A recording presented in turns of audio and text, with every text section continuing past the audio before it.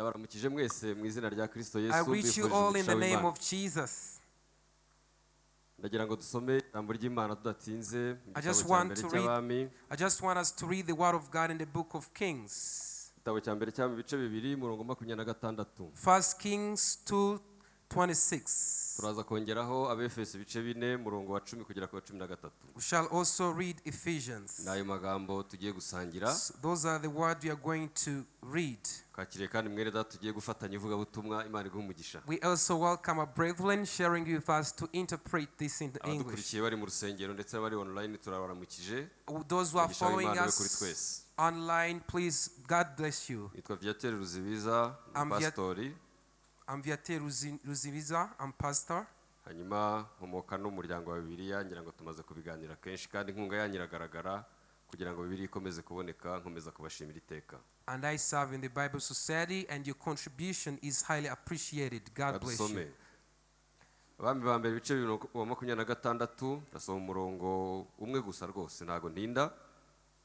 Bafite Bibiliya y'Ikinyarwanda Bibiliya yera haravuga ngo kandi umwami abwira Viateur umutambyi ati hoshi igendere wigira na toti mu gikingi cyawe kuko wari ukuriye gupfa ariko sindi bukwice muri iki gihe kuko wajya guheka isanduku y'Uwiteka Imana imbere y'umukambwe wanjye Dawidi kandi kuko wabaranaga nawe mu byamubabaje byose. Amen. English, 2 King 2:26 says, Then to Abiathar the priest the king said, Go to Anathoth to your own field, for you deserve to die. But I will not put you to death. I'll not put you to death at this time, because you carried the ark of the Lord God before my father David, and because you are afflicted in everything with which my father was afflicted. Amen. turangeraho Abefeso urwandiko Paulo yandikiye Abefeso ibice 4 murongo wa 10. We are also reading the book of Ephesians 4:10, chapter 14. ibice 4 murongo wa 10. Ephesians chapter 4 verse 10. haravuga ngo uwamanutse niwe wazamutse ajya mu ijuru ajya hejuru y'amajuru yose kugira ngo asohoze byose. nuko aha bamwe kuba intumwa ze n'abandi kuba abahanuzi n'abandi kuba ababwiriza butumwa bwiza n'abandi kuba bungeri n'abigisha kugira ngo abera batunganirizwe rwose gukora umurimo wo kugabura iby'Imana no gukomeza umubiri wa Kristo kugeza ubwo twese tuzasohora kugira ngo ubumwe bwo kwizera no kumenya umwana w'Imana kandi kugeza ubwo tuzasohora kuba abantu bashyitse bageze ku rugero rushyitse rw'igihagararo cya Kristo. Imana ibahe umugisha. Amen. He who descended is himself also he who ascended far above all the heavens, so that he might fill all things. And he gave some as apostles, and some as prophets, and some as evangelists, and some as pastors and teachers, for the equipping of the saints, for the work of the service, to the building up of the body of Christ, until we all attain to the unity of faith and all the knowledge of the Son of God, to a mature man, to the measure of the stature which belongs to the fullness of Christ. Amen. Amen. Amen. So last time when I was here, we spoke of the importance of the Holy Spirit. So and we looked at the life of Peter, the servant of God. So we looked at him during his calling. We looked at him during his weakness. But we also saw him being filled by the Holy Spirit. Where we made a list, or we described the 5. So where we spoke of the 5 things. We spoke of the Holy Spirit as the comforter, or he who takes away the fear. The Spirit defeats the world and everything that rises against his word. So we spoke of how he separates light from darkness. And he separates lie from the truth.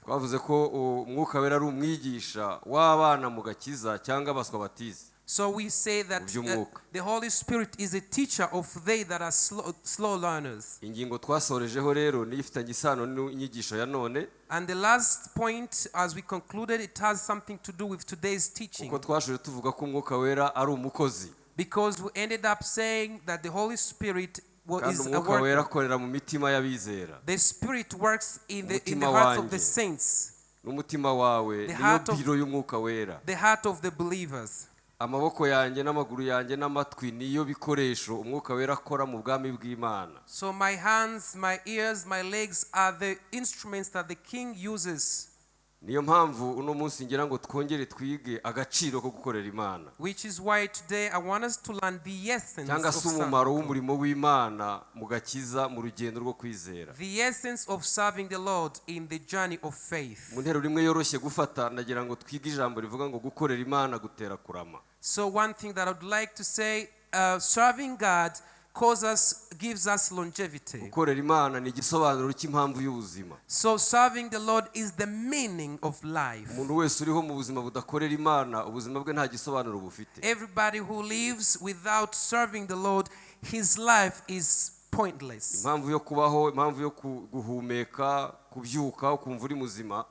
The reason of living, waking up and feel you're good. Igisobanuro cy'ibyo nuko ubereyeho Imana no gukorera Imana. The meaning of all this is that your duty is to serve the Lord. Naho utari watangira umurimo w'Imana, if you haven't started serving, God is still waiting for you. God is still giving chances. He's still wondering where you are. He's still wondering. So what do you do with the breath He's given to you? So what about the functional hands He's given to you? Why are you still walking? What are you doing? Your back is still functional. It can bend.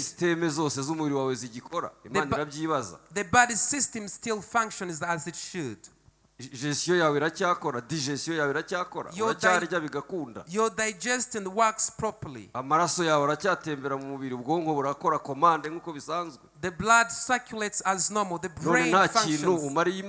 So and you are just there. Kwizina ryawe hari akabazo. So there must be, it's questionable. Imana kwibaza ngo ndaspendinga kuri uyu muntu kubera iki? God is wondering, why am I spending or investing into this man? Imana kuko ari umubyeyi. But because God is a father, Imana iracyagutegereza. God is still waiting for you. Ikomeza kuguha amahirwe. He still gives you chance. Ikaguha undi mwaka. He gives you a year. Ikaguha ubundi buzima. He gives you more life. Ikaguha akazi. He gives you job. Ikaguha umugisha. He gives you a blessing. Ikakurinda. He protects you. Karinda abana bawe. Protects your children. Karinda imirimo yawe. Protects your employment. Ariko ikigutegereje baza ngo uyu muntu uko atibaza impamvu mukorera ibi ngibi. And he's wondering, why isn't this person stepping into his destiny?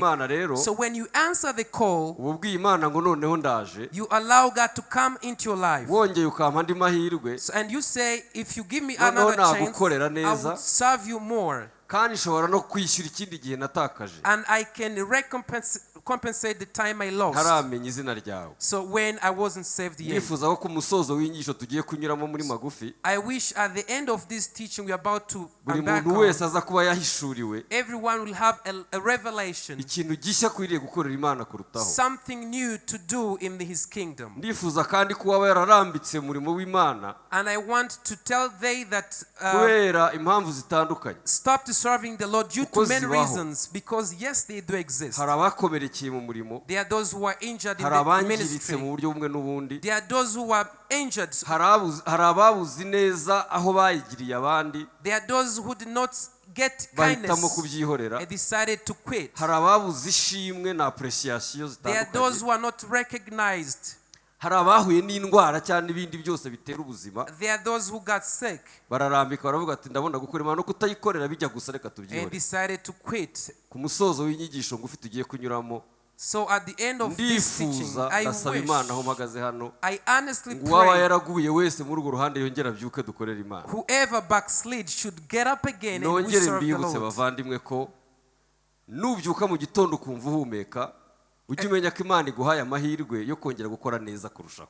A quick reminder, brethren, when you wake up and you feel you're good, know that God has given you opportunity. Ariko biguhaye n'ikizamini ngo nutabyitaho, but if to give you an exam, uzawe uri mugenda ugabanya amahirwe yo kongera kuguha nanone. So if you don't care, you're just reducing your life. nafatiye ku rugero umuntu witwa Abiatari. So I spoke about Abiathar. ariko icyo shaka si ukubaha amateka, ni ukugira ngo gusa mwumve ijambo nise gukorera Imana ko gutera kongera kubaho cyangwa kurama. So what I want to say or to explain is that serving the Lord gives us long life. Abiatari yabayeho mu bihe bitatu.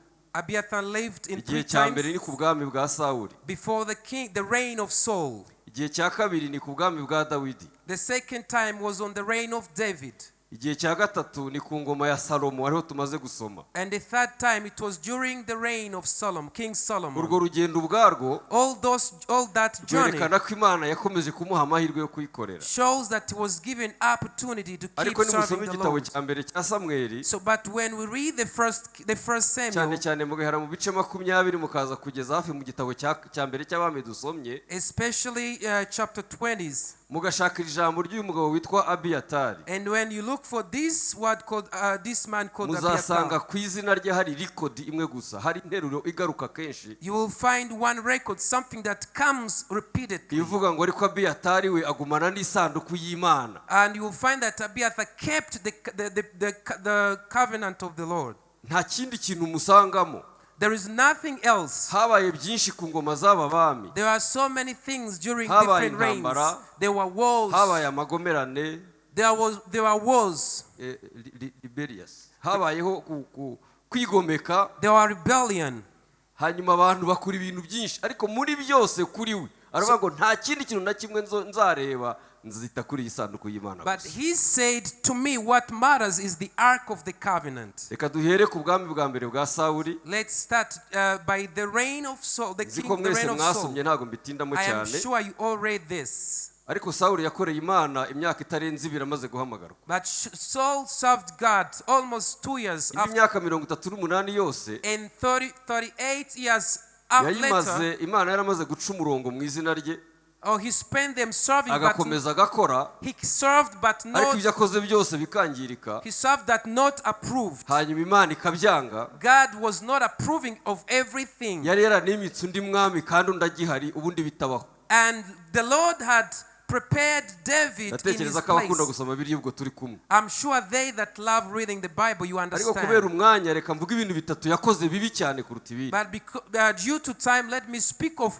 3 malignant things that he did. icya mbere, yananiwe kwica abamaleki. Imana yamuhaye misiyo ya mbere irafailing. The first thing, he failed to annihilate the Amalekites. Imana imubajije impamvu atanga ibisobanuro ko ari abantu. So when he was asked why, he gave the reason, it is because of people. uwo ni umurage mubi twarazwe na Adamu. That was a bad inheritance from Adam. icya mbere ni ukwihutira gukora ikibi, kirihuta mu muntu. The first thing for a man is to do an evil thing. ariko ikibi kurutaho ni uguhakana byimazeyo ikibi umuntu yakoze abizi neza. But the worst thing is that a person even denies something he's done hanyuma willingly, agashaka igisobanuro and he wants to justify himself, cyangwa akimura ibimureba ku bandi. or he just simply say it's somebody else. ikibazo gito Samweli yamubajije, yaravuze ngo none ko numva Imana yaguhe misiyo yo kurimbura abamaleki wabikoze? arasubiza ngo abantu nibo bandembeje batuma nkora ibi na biriya. So when God asked him, why didn't you annihilate the Amalekites, and he said, it's people deceived me. He put it to people. icya kabiri, And the second thing, yagiye mu ntambara, ageze imbere abanzi baramugora ari benshi, he went to the war, and it was very difficult to bamugota imbere overcome. n'inyuma, iburyo n'ibumoso, He was surrounded back and forth, left and kandi yari right. afite amabwiriza ko adakwiye kujya mu ntambara adafite umugisha w'Imana, And he was instructed not to engage in the battle without God's atabanje kubaza blessing, Imana no guhamagara umutambyi ngo amutambire igitambo. without consulting God and giving a burnt offering. arangije kubera ko yari atesheje agaciro ibyo mu nzu y'Imana, But because he disregarded everything that was happening in the yivugiye house of the n'akanwa Lord, ke, with his mouth he said, umutambyi yatinze so the priest is late, kandi abanzi barangose imbere and the n'inyuma, enemies are surrounding ubundi me. uko babigenza ndakuyobewe, So,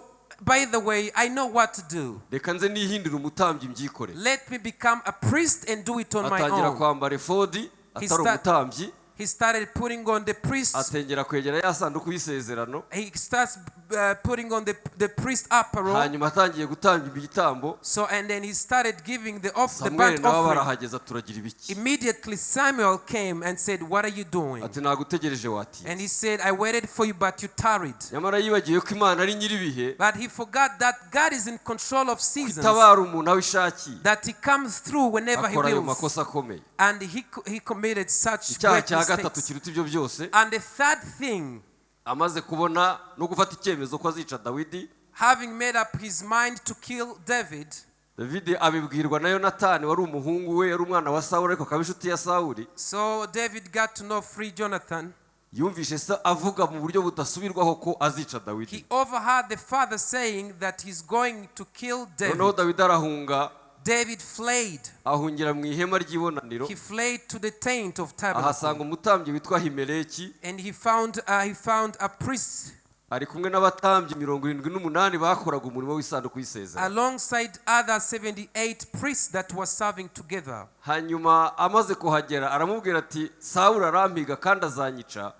None ndagira ngo ntambire igitambo. Upon reaching, he said, "Saul is after my life and I want you to give an offering on my behalf." Icyambere unsabira Imana umugisha. The first thing, pray for a blessing from God. Icyakabiri umpa intwaro ndagenda ntazo mfite. The second thing, give me weapons. Icyagatatu me ku mutsima wo kurya inzara iratwishe. The third thing, give me the bread because I'm extremely hungry. Ko Dawidi yabisabye ni kumutambya yabimuhaye n'abari kumwe nawe. Or as David requested, it was done for him. Akantu keza ngira ngo mbibutse hano. Something beautiful I want to remind you. Yaramubwiye ngo Sawuli yaradukenesheje nta ntwaro tukigira Dawidi. He said we don't have weapons anymore. Ntabwo uzi ko tutagira icyazo cyo gutyaza intwaro twarakennye. Ati cyakora hasigaye intwaro imwe gusa. We don't have a sharpening stone. Now we only have one weapon. Kandi iyo ni ya yindi wicishije Goliyati iri mu gitambaro hari irahishe. And that's the only weapon used to kill Goliath, and it's hidden. Dawidi yiteye hejuru bakristo bene data. David shouted, "Brethren," avuga ijambo ryiza. And he said something good. Ngo mpereza iyo ngiyo ntayiruta. He said, "Give me that one, nothing greater than that."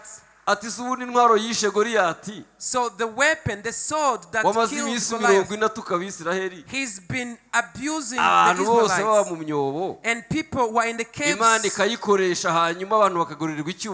And God used it to bring back the glory. If I take that, nothing will come before me. He rejoiced. And he was given the sword. And he carried the sword. Muri iryo hema habaga umugabo witwa Dowegi ngo wahoraga iteka ryose asibira imbere y'Uwiteka. In the book of Nehemiah there was a certain man. Aho muri iryo hema ry'ibonaniro. In the tent habaga umugabo witwa Dowegi. There was a man called Doeg. Ngo yahoraga asibirira imbere y'Uwiteka. He was always late before the Lord. Gusibirira nahoze mbishakisha ngo menye ibyo ari byo. So I wanted to know what delaying means. Sanga ni baba Kristo. But I found out that these are the people who are constantly repenting, but there is no change. So when David carried the sword and the bread, he took all the news to King Saul.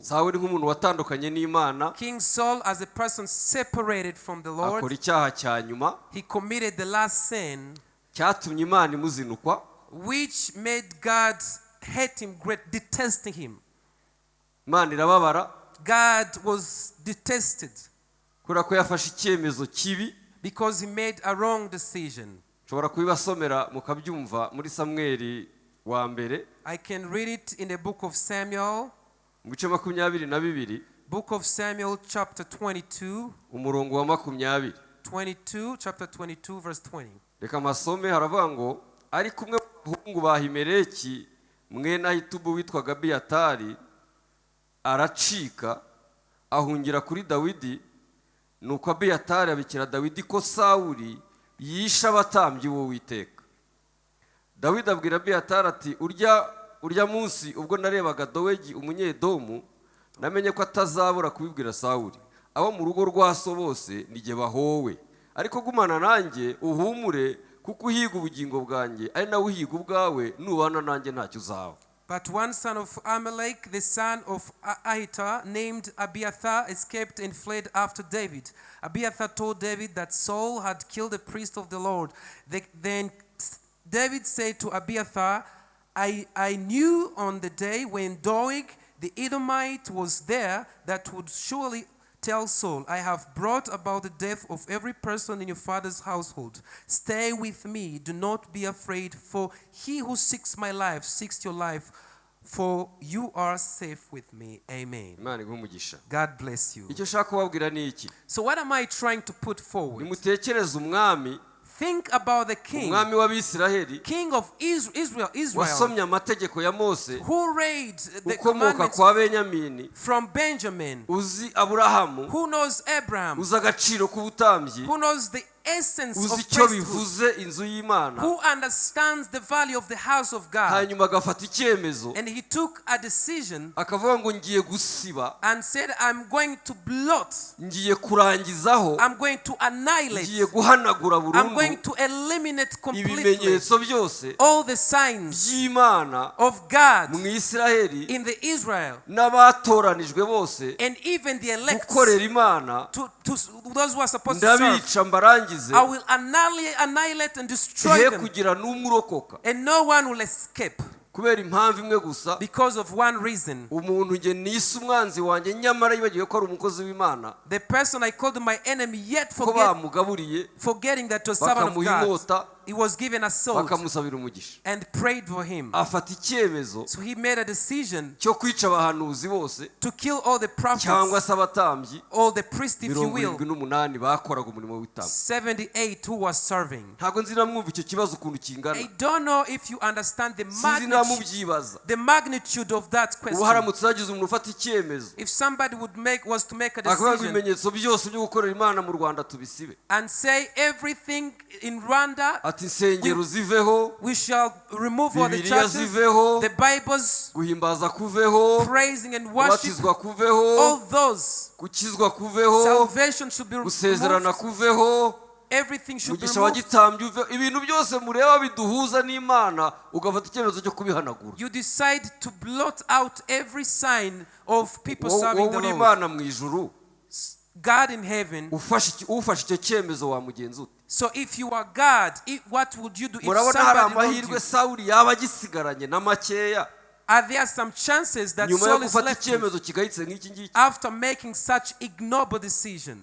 Biragaragara ko yaratandukanye n'Imana hafi ya burundu cyangwa burundu. He was almost separate from the Lord. Haje abicanyi bo kwa Sawuli bica abatambyi bose barabarangiza. So the killers from Saul were sent and they killed all the priests. Ariko icyo nshaka kubabwira aha But ngaha, what I want to say, haleluya haleluya, hallelujah, navuze ngo gukorera Imana I said serving God bitera kongera kubaho.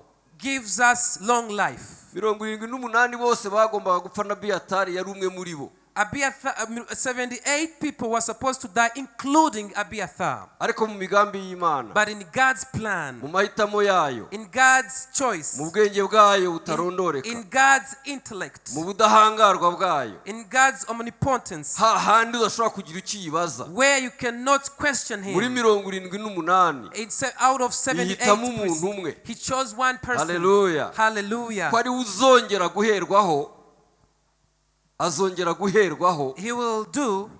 kugira ngo yongere nanone kubaka ubutambyi mu kindi gihe cya nyuma ya Sawuli. God will start building from him.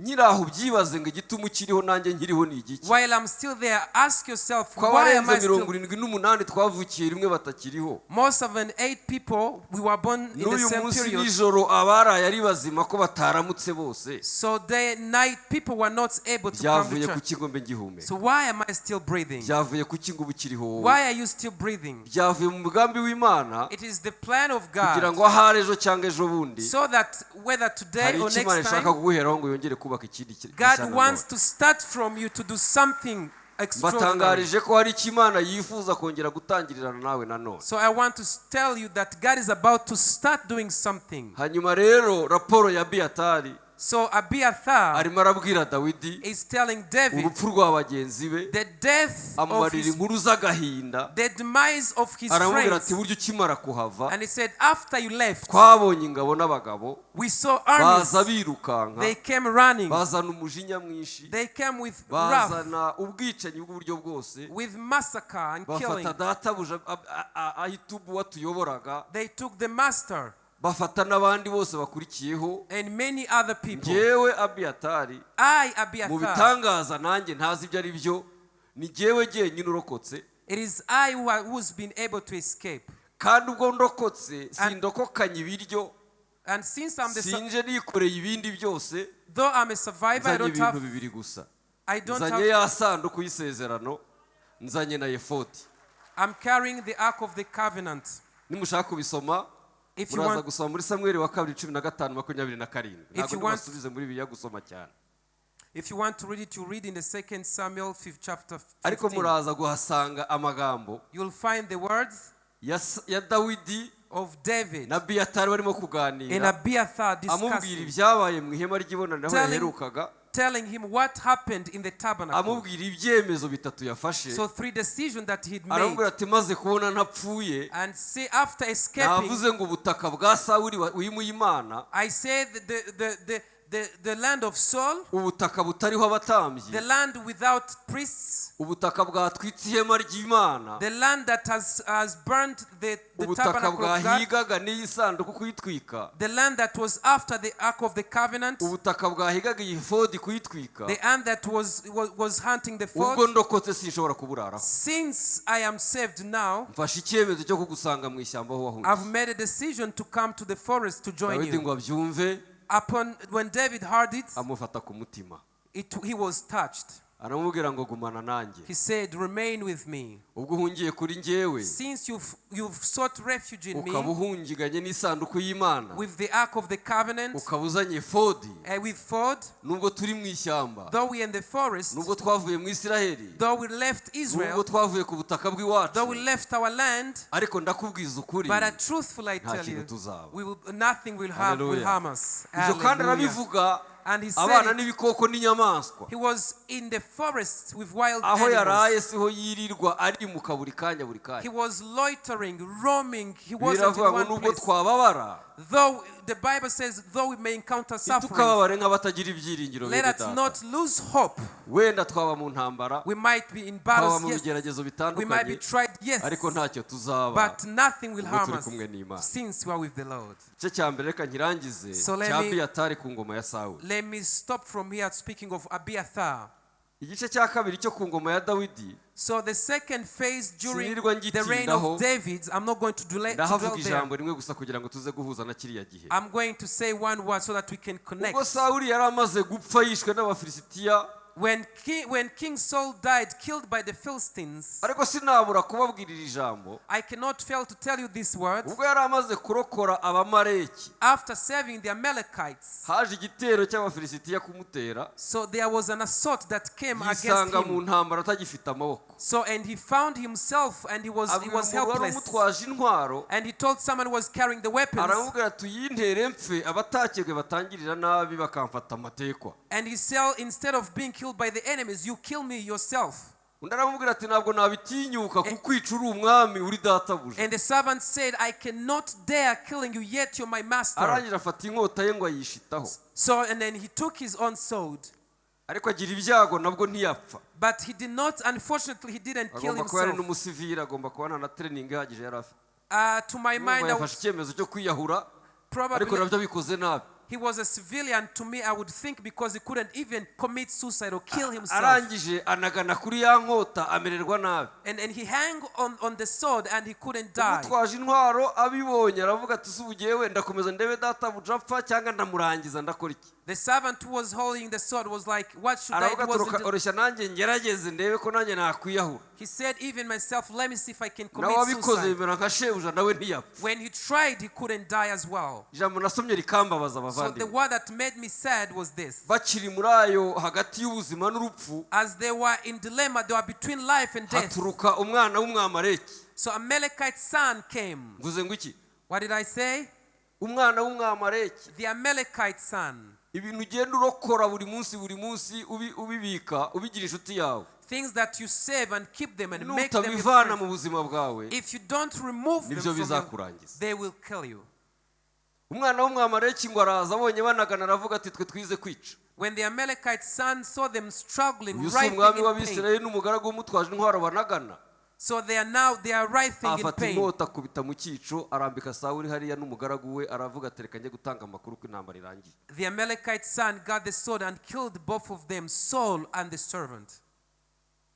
Abamaleki n'ubwoko bwagoye Abisirayeli mu itangiriro mu kuva mu bice 9 uzahasome. Imana yagambiriye kubarembera ibibwiye Mose, uwihayeho kugira ngo abikore biramunanira, bimunaniye rero bo bagombaga kumurangiza ntago bamurokoye. So the Amalekites had been tormenting the Israelites from the beginning. Tandukana n'ikibi hakiri kare, Separate yourself from the evil kitazaguhitana. so that it will not kill you.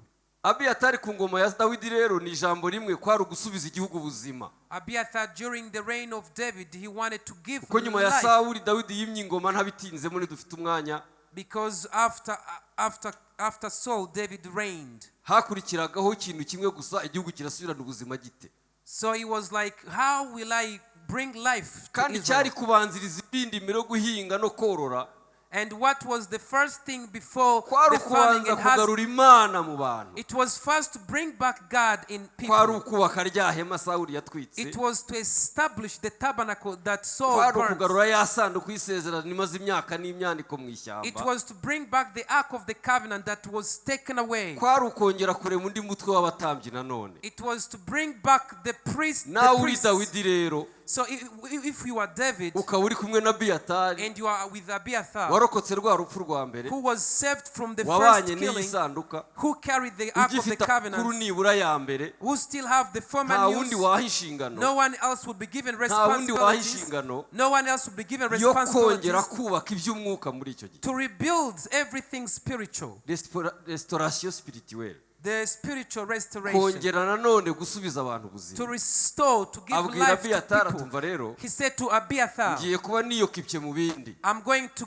engage myself ngiye into kureba other imfubyi things. n'abapfakazi, I'm going to visit widows and ngiye kureba orphans. imihanda n'aho abantu banyura, I'm going to look at the ngiye infrastructure. kureba amajyambere n'ibindi byafasha abaturage kubaho. I'm going to look everything Ariko developed. Abiyatari So ndakwingiza, but Abiathar, isanduku y'Imana, please, the kwa ark kundi of the warwanye covenant, nayo, the way you carried it, kurya wahirimanganaga nayo mu ishyamba, the way you struggled bya bindi carrying byose uzi twarwanye nabyo, everything we face. imbaraga za Sawuli ntizigihari. The power of Saul is no Njyewe more. Dawidi, I, David, umwami wahawe n'Imana kuba umwami, he who has been given kingship, ntangarije rubanda ko Abiyatari I declare that uhawe inshingano zo Abiathar, kongera kubaka ubutambyi mu you've Isirayeli. been given responsibility to Hallelujah, establish hallelujah. priesthood. Abana na Dawidi rero akora uwo murimo. So he was with David serving. Simbukire rero ku gihe cya Salomo Let's jump and look at the kugira time ngo of Solomon twihute. so that we may rush. Abiyatari ku bwa Dawidi yabayeho neza akorera Imana aryohewe. During the reign of David, Abiathar was Ariko well. nararenga reka mbabwire akantu keza. But let me tell you this,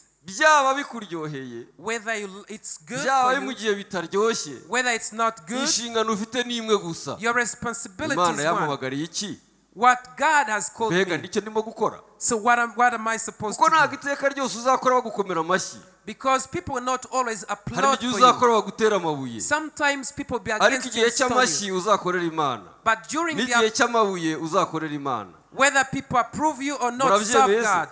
Do you Mu gihe agree? cyo mu ishyamba uzakorera Imana. During the forest, serve God. Kuko bajyaga mu mashyamba ya Zifu n'ahandi akamubwira ati nzanire fodi dutambire Imana ibitambo. Because they go to different forests and they wanted food so that they Bakorera could give Imana mu offerings. ishyamba. So they served God in the forest. Ariko utashoboye gukorera Imana mu ishyamba, So if you were not able to serve ntabwo God in the wayikorera no forest, mu mujyi ngo you bishoboke. cannot serve God in town. mukorera Imana ibihe byose. Serve God all the time.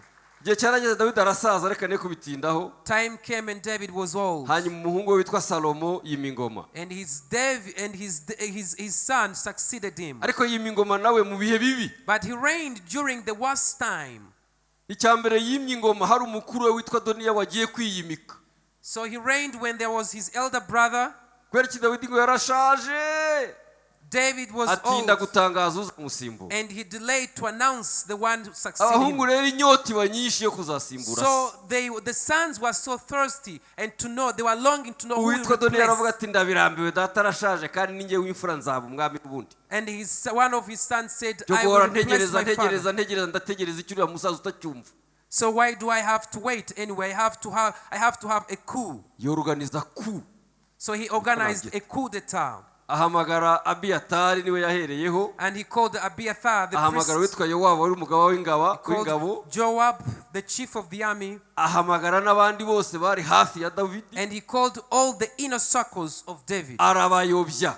And he misled them. Abakoresha ibitari byo. So he misled them greatly. Abiyatari yisanga mu kabande ko mu majyepfo. Then Abiathar found himself Yagiye in the gutamba valley, ibitambo byo kwimika umwami. having gone to give Kandi shebuja Dawidi akiriho. the sacrifices. Yes, yet David Mu was gihe still bari muri alive. ibyo birori rero, While they were in celebration, nibwo umugore wa Dawidi yamwegereye atari ku mwami yiyimitse kandi ntacyo watangaje. the queen came and said, someone is reigning without your Kandi knowledge. mwibutse ko wambwiye ko umwana wanjye Salomo ari uzima ingoma ariko ntabyo wabwiye And abantu. the queen was like, let me remind you that you said Mu ntege nke Solomon, za my son, Dawidi z'ubusaza during the weakness of David, avuga mu magambo magufi, he said it briefly, mpamagarira umwana wanjye Salomo ngira icyo mvuga. call my son Solomon, Mpamagarira n'abari hafi aha ngaha ngira icyo mvuga. call even those who are close. Nibwo yavuze rya jambo mukunda gusoma, And he said the word you like quoting. avuga ngo mwana He wanjye said, my son, ujye umenya Imana ya so, know the God of your iyo father, yakoreraga whom he served, ariyo uzakorera. and serve him. Amuraga ubwami. And he was given Abagiye mu birori kingship. hepfo bumvisha umwami yatangaje umwami, So those who are celebrating and doing something contrary to baha the king, agaciro k'ijambo ry'ubwami bati ubwacu ntabwo bwashoboka. so the king ordained Solomon. Hanyuma baranye barati rero nimurebe ukuntu mwagaruka tujye gukeza umwami watangaje. And they said, let's go back and then celebrate the king who's been. Barazamuka rero baza kwikubita imbere ya Salomo batinya kugira Imana twari twayobye ariko ni we mwami. They came to worship Solomon, the king who was ordained. Icyo cyari ikibazo cya mbere. That was the first issue. Ikibazo cya kabiri, mwibuke ko Salomo yari umwana wa nyuma ku mugore wa nyuma. The second issue, remember that Solomon was Muzajye mukunda gusoma nibwo byumva the neza. last child to the last Mwibutse ko woman. Salomo ari umuhungu yabyaranye na Betisheba. So Solomon was born of Bathsheba. Kandi Betisheba yari umugore wa Uriya umwe waguye mu ntambara. And Bathsheba was a wife to Uriah.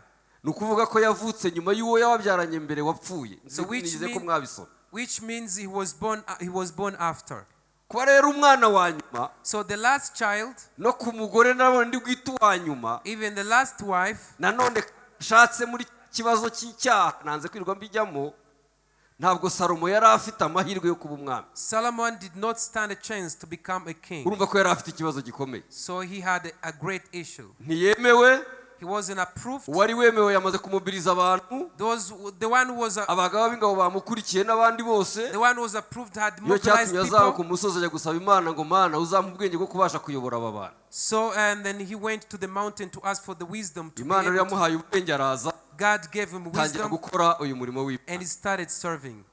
Ubwo yari atangiye gukora yongeye kujya twasomye, So when he started serving, nyina yaraje the mother came, amugira inama aravuga ati mwana wanjye Salomo, advised him and said, my dore son Dawidi Solomon, iso ntakiriho ni njye nawe tugiye kuyobora. David your father is no more. We are going to lead together. Ubu rero ndagira ngo nkwinginge. As a result, I plead with you. Amuha urutonde rw'abantu bakwiye gushyira mu nshingano. He gave him the list of people who should be given responsibilities. Arabanza aramubwira ati mwene so Adoniya wagiye kwiyimika yansabye. So your brother Adoniah who wants Yansabye to. ikintu gikomeye. So he said he Ariko asked for mukuru wawe something. ukemere. But as your your brother requested, accept. Ndagira ngo wemere tumushyingire umukobwa witwa Bisagi wari umugore wa so. I want us to give the daughter to marry the daughter. Icya kabiri umuntu witwa Yowabu wari umugaba w'ingabo umureke akomeza akazi ke nubwo yabanye na so Dawidi. Joab the chief commander lets him keep leading. Icya gatatu wemere uyu Abiyatari akomeza umurimo w'ubutambyi. And allow Abiathar to keep on being the priest to serve. Salomo ngo arabyumva. And Solomon heard that. aravuga ati nubwo nkiri muto He said, though I'm still young, nkaba ndi umwana I'm still young, yes. ariko aba bantu barimo guca kuri mama But these people who are coming through my mother, hanyuma nawe akanzanira ubutumwa bamuhaye and my mother brings the message, nindamuka nemeye iyi style y'imiyoborere if I allow this ntabwo ndibuze gutera intambwe kind of regime, I ahubwo want to make kugira ngo it. mbirangize burundu But for me to be able to finish all this, hatazagira n'uwongera kumucaho ngo agire n'ikindi so azana that no one can go through my mother, urushya nzi ahubwo aba bantu bose ampaye let me bose mbarangirize rimwe nanjye nzabanze gutekereza neza kill all of them. kubera ko ntabwo Abiyatari bari baziranye na Salomo Because Abiathar and Solomon did not know each nta other. kintu kinini yari amuziho muri aya mateka yose They had no relationship or any aba bond. bayo waba ubona abandi bitwa ngo ni bene Seruya bavaga rimwe bari abanyambara bari abantu bakunda kumena amaraso iteka The Joab and the brethren, they aravuga ati were nanjye quarrelsome nzashyiraho people. abanjye And he said, I'll put my own people. ariko witwa Adoniya wagiye kwiyimika But Adoniah, who was uyu we rwose nta self-appointed, kintu na kimwe mbona ntekereza ko yari akwiye gutuma abaho this self-appointed person, I'll kill him. ategura urupfu rero So they prepared for igice his cya kabiri demise. nabasomeye cyo mu gice mu gitabo cya mbere cy'Abami So the first king where I read, ni igice cy'urupfu it was death, a ariko chapter of gukorera death. Imana gutera kongera But kubaho serving God gives longevity. uwagombaga gupfa wa mbere ni Yowabu wari umwicanyi So the first person on the list was Joab. uwa kabiri yari Adoniya The second person uwa was gatatu yari Abiyatari Adonai, and the third one was icyo cyari Abiathar. icyemezo cy'umwami That was the kugira king's ngo decision. cutting off akureho iyo relationship iri hagati ya nyina n'abo bantu bandi baza kumucaho So that he would cut all the relationship. kugira ngo bimuhe uburenganzira bwo gutekereza mu buryo buri independent gutekereza nta influence n'imwe imuri inyuma So that he would think independent without his ahamagara mother's abahungu bamwegereye intervention. rero So he called people arababwira close. ati mu masegonda adatinda sinongere kumva Adoniya agihumeka So he said, I don't want to hear anyone, Adoniah, breathing. bazamuye inkota akanya gato bamukubita hasi barayora bajya kujugunya So they killed him and then threw him away.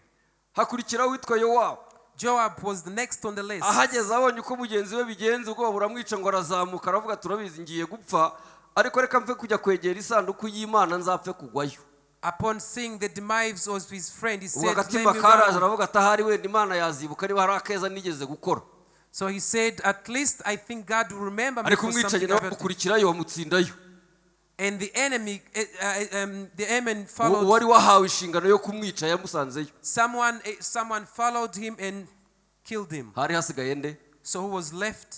hari hasigaye nde Who was left? hari hasigaye nde murongo twasonye muzongere mu busubiremo So read once more. bahamagara Abiyatari rero So they called urumva Abiathar. umuntu umaze guhitana abantu babiri akaboko karese So someone who has killed two hari people ubwoba already. gifite So he's not afraid of killing. icyuma cyashyushye ubwoba bwashize He's unafraid. kandi umuntu uje gupfa ku nshuro ya gatatu ubwo nawe urupfu yamaze kurwakira So even the third person on the list has kuko arabona nta also mikino ihari ntabwo ari he urwego has come to terms with death. atera intambwe nk'ujya mu rupfu So he stepped forth as agenda someone was yegereye going. inkota Abiathar stepped forth, going close to the sword. ariko kwa gukorera Imana But because of serving the Lord, gutangira gukorera mu gikari it starts working from the courts. rya shyamba yabayemo The forest where Abiathar lived, ritangira gutanga ubutumwa it started giving a message. ya sanduku y'Imana yabanye nayo The ark of the covenant he mu carried. ijuru harongera haba nanone buri ibintu bibera ku isi tubona hari indi siba yabigennye mbere So whatever happens here, physically, normally, spiritually, it has hari been ikindi done kirere before. kiba cyabiteguye There is a realm that prepares that thing before it comes to materialize in hagati the y'inkota physical world. izamutse n'umutwe wa Abiyatari Between the sword that was about to kill Abiathar, hazamukamo andi mateka ngira ngo natwe tuzubake mu mibereho yacu God will always remember something akantu in our gato cyangwa lives. kanini kose wakora mu izina rya Kristo Whether Umwami something big or small you do in the name of Jesus, agacuma k'amazi y'agakombe gato k'amazi waha umuntu mu izina ry'Imana mu the izina small rya cup Data that you may give to a person in the umwenda name of n'ataba ari Jesus, mushyashya ariko wakwambika umukene a cloth whether it's old, akantu kari kose wakora bitari mu nyungu zawe anything you do without your benefits, ukabikora mu izina ry'Imana Data wa and twese you do it in the name of the Father, kaba kazagira igihe kakavuga mu gihe runaka it will tutazi speak at some point. mu gihe Benaya yazamuraga inkota kumutera So when Benaiah, when he was going to kill umwami wari watanye itegeko ryo kwica abo bantu the king who had issued a decree to kill all niwe those wongeye people, gutoboka amandi magambo he also gave another decree different abantu batatekerezaga hakuye that people did not think, ariyo twasomye. so which we read. Yaravuze ngo yewe Abiatari, He say, Abiathar, hoshi igendere, please go your way, go in peace. igire mu gikingi cy'iwanyu muri Anatoti mu nkomoko y'abahanuzi. Go to your place. Hari ibintu bibiri nibutse. There are two things I've remembered. Nubwo wari wayobye wagiye kwimika batari abami, Though they had plotted ariko amateka ngarutsemo, to appoint other people, but I've remembered the nibutse history. amateka, I have remembered the history. nakwibutse I have remembered you ku ngoma ya Sawuli during the reign ubwo of Saul, abahanuzi bose bapfaga, when all the prophets were ubwo killed, abatambyi bapfaga. when all the priests were killed. Nibutse ko wafashe isanduku y'Imana, I remember you carried the ark of the covenant. nibuka ko wavunikanye nayo, I remember you struggled with the kandi ark. umaze kuvunikana nayo ntiwayijyanye iwanyu, Not only that, you didn't carry wagiye it. ukurikiye data Dawidi iyo You went yahungiye. on following my father David where he Nibutse ko died. yaguhamagaye akarenze gatatu ngo zanire efodi, I remember he called you more than three times we to bring nawe a fold. mwambaraga efodi mugatamba ibitambo. So I remember you giving burnt Niyo offerings. cyatumye atsinda intambara That's zose. why he overcame. Kandi yaza ko yaraguye mu ntambara, Had he died, ntabwo nari kuvuka. I wouldn't have been born. Kandi iyo ntavuka, If I wasn't born, sinari kuba ndi umwami. I wouldn't be the king right Igendere now. wabanye na data. Go your way. You lived peacefully with my father. Ubwo inkota iramanitse gutya, So the sword was umugabo risen. ayica munsi, So the man agenda went yunamye, underneath. umwicanyi akiyifasha He went atya, underneath. hanyuma arenga umuryango, He went arenga past. igipangu, He went arenga outside. umujyi, He went past aragenda the yigira city. iwabo, He went to his ajya home. kwiberayo. And he went to his home. Ntabwo akiriho nibyo koko, Yes, he's not living ariko anymore. yarokotse inkota ya Salomo. But he wasn't killed by Solomon. Yarokotse igihe kibi cyo ku gihe cya Sawuli, During the tribulation, abikuye he ahantu was hamwe saved gusa kubera ko yemeye gukorera Imana. because he accepted to serve God. Twasomye mu gitabo cy'Abefeso. So we read in the book of Abefeso Ephesians, n'urwandiko Pawulo yandikira itorero yaramaze gushinga mu gihe gitandukanye, an epistle, a letter that Paul abaha inzego wrote, z'imirimo mu nzu y'Imana. and he told them that he gave Sinirwa them nongera kubisobanura kurutaho, the departments. ahubwo ndakubaza ikibazo kimwe But I gusa. will ask you one question. Uri mu rusengero hano, Since you are in the church, ukorera Imana iki? what do you do in the church? Wabaza Imana ngo yagukoreye iki? If you ask, Ko ushobora kwandika ikayikuzura. if you ask yourself, Wabaza Imana ngo wayikoreye iki? Yafata ikaramu ikandika inyuguti zingahe? if you are to ask God, what will you say? Ikibazo muracyumvisha? Do you understand the question? Kubera ko tugiye gusenga reka ngisubiremo Because nitoze. we are about to pray, let me repeat this. Wabaza Imana We are to ask cyangwa God, wakubaza if someone asks you iby'Imana yagukoreye, what God did for you, wafata ikaramu ukandika, you can take a pen and ino write. karindwi ishobora kuzura. This journal may be filled. Reka mbibutse indirimbo y'150 ivuga iby'urukundo So rw'Imana. let me remind you a song in the Uwo hymn muririmbyi book yaravuze ngo 150. urukundo rw'Imana uwaha abantu bose ngo bandike, akabaha amakaramu, akabaha amakayi, akabwira buri wese ngo niyandike, hanyuma ijuru bakarihindura impapuro, hanyuma ibyatsi bigahinduka n'amakaramu, twese twakwandika, ibyo bintu byose bikazarangira iby'Imana yakoze bigihari. So the hymn book 150 said, if we are to describe the love of God, we can fail to describe it fully. If we are to write, the ink will run out. Noneho nanjye nkakubaza ngo And I ask you, wabwira Imana ngo nayo niyandike if we are to tell God to write icyo ukorera Imana, what you did for him, Imana yakwandika inyuguti zingahe? so what can you write? Bamwe yabahaye kuba abahanuzi uko twasomye, To some he gave them abandi yabahaye kuba prophecy, abashumba, to some he gave them abandi yabahaye pastorhood, kuba to ababwirizabutumwa, some he gave evangelism, abandi yabahaye kuba abakozi b'Imana mu ngeri to zitandukanye. some to serve in different Rwa departments. rutonde wakongeraho n'ibindi byinshi bijyanye n'umuhamagaro To the w'umuntu. least you would add much more. Nakubaza ngo I will ask you, ukorera iki Imana? what do you do for Mbese God? umunsi ibihe bibi byaje, If bad time, in case bad time mbega iyi comes, nkota ya Benaya na Salomo ko itafunze n'ubigihagaze, the sword of Benaiah and Solomon is umunsi still yakugeze there. hejuru, It's still active.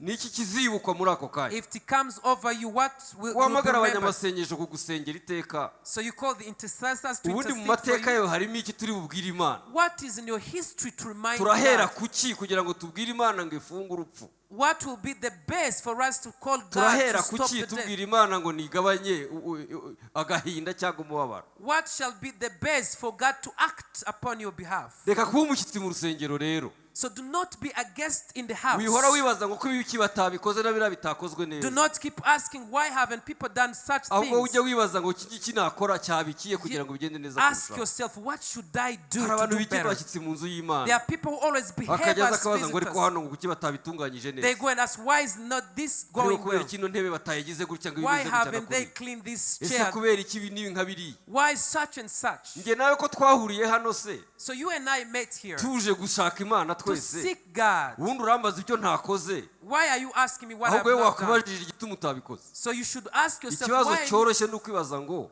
The ndakorera iki Imana muri kino gihe The simple question is, what kandi am I umara doing? kukibona ubwira Imana ngo mpa imbaraga Mana mbashe kugukorera Ask yourself personally, Lord, Kandi what am I nkwibutse supposed to do? yuko And let me remind you, umurimo turawita uw'Imana so we call this the ministry of ariko God. ku musozo w'igihe But- uzasanga ari umurimo wikorera By the end of times, we shall find that we are serving kubera ko inyungu ourselves. z'uwo murimo Because the benefits of this ministry, zitugarukaho uko zakabaye it always comes back to us. icyo Imana idukuraho gusa What ni only God umunezero no takes, guhabwa icyubahiro naho inyungu z'imirimo yacu yose ni twebwe tuzigarukaho God only takes the glory, but the benefits and the advantage are for Imana us. ibahe umugisha mu izina God rya bless you Yesu in the name of Jesus. ndagira ngo muhaguruke dusenge I would Imana like us to stand and pray. tugiye gusenga Imana mu buryo bubiri So we are going to pray God in Uburyo two bwa ways. mbere. The first way, urarambura ikiganza cy'iburyo you lift up your right hand.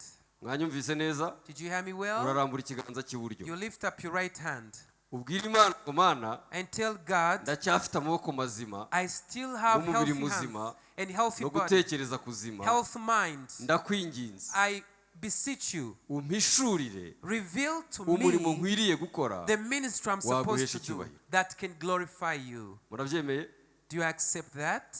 uburyo bwa kabiri So the second way, iyo umuntu yiyemeje gukorera Imana so when you decide to serve akenera God, ibikoresho we need the materials, the instruments. ubwira Imana ngo Mana Ask God, umutima wanjye ndawufunguye I open my heart, ariko ntabwo mfite icyo gukoresha but I don't have the ibintu equipment. byose utekereza ko wasengeye utegereje Imana ko izaguha Everything you prayed for and nubishyira expect, muri uwo murongo w'inyungu Imana ifitemo if it is in the line with the word of ndahamya God, ndi imbere y'Imana ntashidikanya ko Imana izabiguha I yihuta am confident, but the Lord will grant you, ndagira ngo will give nongere your ntumire prayers. abashumba bacu bombi Kindly, I would like to request nyakubahwa the Bishop murigira hafi Bishop, kindly come Reverend forth. namwe mumfashe munyegere Reverend, kindly please come forth as well. hanyuma tugiye gusenga muri uburyo bwombi So we are going to pray in these both ways. kugira ngo bitunganye neza reka tubanze mikoro Reverend Let's Rwibasira first start with Reverend. aba bantu barambuye ikiganza cy'iburyo mushumba Those who have lifted their right hand, barimo kubaza Imana ngo nakora iki kugira ngo ngire umugisha they are asking God, what can I basabira do? Imana kugira ngo ibahishurire What can I do to inherit your blessing? umushumba mukuru ndaza gukomereza muri iryo sengesho So Bishop will also carry noneho on praying. nturambure kimwe urambure byombi So you will put your both hands up, right and left. icyo biza kuba bivuze So what yavuze ngo nyuma y'uko Imana impishuriye icyo nayikorera that will mean nemeye no kwakira ibikoresho bijyana n'uwo murimo after God has revealed me what to do, babwire ko muri ibyo bikoresho you have received the harimo equipment. n'ubuzima Among those equipment, there kuko is wiyemeje life. gukorera Imana Because you decided ni to serve God. amasezerano mugiranye Those are the kuko covenants uzayikorera ukiriho to serve Him where you're still ubwo rero alive. wabwiye Imana ngo nyongera kubaho Mana So you've told God to give you kandi long buri life, munsi wose uzama wo kubaho and every day uzaba umunsi wo kugushimisha will be a day to igikoresho cya serve mbere you. ni ubuzima rero So the first ibikurikiraho murabizi mwese equipment is life. tuva hano ku wa mbere ku wa kabiri ku wa gatanu ku wa gatanu dushakisha So we come here izo seeking nzira God. zose zituma abantu bashobora kubaho All those ways Imana that niyo can ifite enable us urufunguzo to live. rwabyo God mbibutsa abo has. twari kumwe ku wa kane I remind those who are here last week. nababwiye ko ifi yinjira mu rushundura ku itegeko ry'Imana So I ni reminded muri uwo you. mukiriye kugira ngo Imana iduhe ibikoresho I reminded you that the nishimiye fish kumva is isengesho caught in the ry'abashumba net. badusengera Imana ibahe umugisha muzamure cya kiganza urakoze Mana ishobora byose Yesu Kristo. uyu ni umwanya wo kongera kwibuka umurimo wawe uyu ni umwanya twumvise aya magambo akoze ku mutima magambo yongeye kuduhumura amaso. Abiyatari yarokowe n'imirimo yagukoreye. Abiyatari yarokowe no gushyikira isanduku y'isezerano, kandi data urwatwaye abandi nawe rwagomba kumutwara. Ariko wibuka imirimo ye, wibuka umuhati we, wibuka umubabaro we yababaranye na Dawidi, wibuka inzira ze zose. Data, byatumye bigomba kumutwara bitamutwara. Turabigushimiye. Jambo ryawe ni ukuri, jambo ryawe ni urumuri, jambo ryawe ni itabaza rimurikira ibirenge. Turagushima ko turyumvise, turagushima ko turyakiriye. Iri jambo rivuye kuri Abiyatari ribaye iryacu. Kibazo kiratubaje ngo twebwe twakora iki, twebwe twagukorera iki? Mana ishobora byose, turambuye ikiganza cy'iburyo, turakubaje ngo twagukorera iki? Niki wifuza ko tugukorera? Niki ushaka ko tugenderamo? Nubuhe buryo ushaka ko dukoreramo? Mana uhabwe icyubahiro. Turagushimye, turagushimye, turagushimye ko umucyo wawe utangaza. Turagushimye ko jambo ryawe ari urumuri, nitabaza n'umucyo. Haleluya, haleluya. Kandi ryongeye kumurika mu mitima, ryongeye kumurika mu bugingo. Sengeye umuntu wese uzamuye ukuboko kwe, sengeye abagabo, dusengeye abagore, sengeye abasore n'inkumi n'abana bato. Buri wese ukubaza icyo akwiye gukora ukimuhishurire, kandi uduhe kugikora dufite umwete ukwiriye. Urakoze Mana, urakoze, turagushimiye, urakoze, tuguhaye icyubahiro, tugukomera amashyi mu izina rya Yesu. Amen. Reka turambure bya biganza bibiri nyine nkuko tubwiwe. Let's lift up our two hands once again as we were told. Kandi tugiye kwakira ibikoresho And we're going to receive the instruments bituma dukora imirimo that will make us serve, inezeza Imana, to serve God, isoza umugambi w'Imana. to please Him. Rya jambo ryavuzwe ngo The word that I said, uwakubwira ngo wandike imirimo y'Imana yagukoreye, if you have tried the deeds of the Lord, amakayi wayabona? so will you get enough pages, enough papers and journals? Iby'Imana yagukoreye What God did for you. bingana bite? They are numerous. Ariko wanditse ibyo wakoreye Imana But wowe, if you are to write what you did for God, wakwandika inyuguti zingahe? so what can you write? Bivuga ngo ukwiye kwakira ibikoresho bituma ukorera Imana mu buryo bwagutse So cyane. which means you have to receive the equipment that will enable you to serve God, Kandi Uwiteka biguhe, and the Lord will provide. Uwiteka guha ibikoresho, May the Lord provide. Uwiteka guha ubushobozi, May the Lord give you ability. Uwiteka guha uwo mutima, May the Lord give you the heart. yuzuze ishyaka umutima wawe, So your heart, kandi utekereza iby'Imana ishaka cyane and think of the will of God kuruta ibyo umwana umuntu yitekerezaho. more than what a man wants. Urakarama Uwiteka umwami nyir'ibihe. Father, thank you. Tugushimira urukundo We rwawe, thank you for thy love. tugushimiye umuhamagaro We wawe, thank you for thy calling. tugushimiye kuri Imana We idukunda. thank you for God who loves us. Buri muntu wese wamugeneye umurimo, Everyone was given a responsibility. buri muntu wese ahagaze aho wamushyize. Everyone stands in his state. Reka yuzuze inshingano Let him do what you called for him, z'ibyo wamuhamagariye. for what you've been called. Mwami w'amahoro, God of peace, King ubwo of peace. ubwoko bwawe, These are your people, abahungu n'abakobwa your bawe, sons and daughters. barambuye ibiganza byombi. Their both hands are left. Reka bakire ibikoresho, May they receive the bahereza equipment. ibikoresho, Give them equipment. bahereza uburyo bwose, Give them the means. ibikenerwa ku buzima bwabo, Everything that is needed byatuma ubwami bwawe bushyirwa ejuru, that can expand your kingdom, ubwami bwawe bwubakwa, that can build your imbaraga kingdom, zawe zigaragara, thy power to be manifested. icyubahiro cyawe cyumvikana mu bantu. Reka uhereze ubwoko bwawe ibikoresho. Give it, give equipment to your people, Father. Urakoze mwungeri mwiza. Thank you, Father. Mwuka wera mwinshi, The Spirit, ubwenge buva mu ijuru, the Spirit from heaven, ushyiriraho inzira ubwoko to bwawe, make ways for your people, God. biboneka imbere y'ubwoko Let bwawe. it be in your people, oh God. Ubuzima bwabo buhindure, Let their life be changed, oh baho God. ubuzima buzira umuze, Give them health. ubuzima bwabo bube bwiza, Let their life be good, oh God. ubatsindiye abazimu Fight n'abadayimoni, for them, oh God. kubise hasi imbaraga z'umwijima, Break down every evil spirit n'ibibakurikira byose byabaca and intege. everything chasing them. Dufashe mbiri iyo migabo n'imigambi ya Satani, We take captive the evil plans of the nibabe devil. bazima, Let them be alive. nibakire ubuzima Let them receive life, mu mubiri no mu mwuka, both spiritual and physically. bahinduka ubwoko Let bukomeye. them be transformed. Urakoze kuba hamije Thank you, Father, kandi ubakomeje, for you have given them strength. bahagaze bakomeye, They are standing firmly. bagiye kugukorera They are going ibikomeye. to serve you. Tugukomeye amashyi, tugukorera ubwatsi We mu izina clap rya for you Yesu. as a token of appreciation. Amen. In Jesus' name. Amashyi menshi ku Mana yacu. Mighty hands clap to the Lord. Imana ibahe umugisha cyane.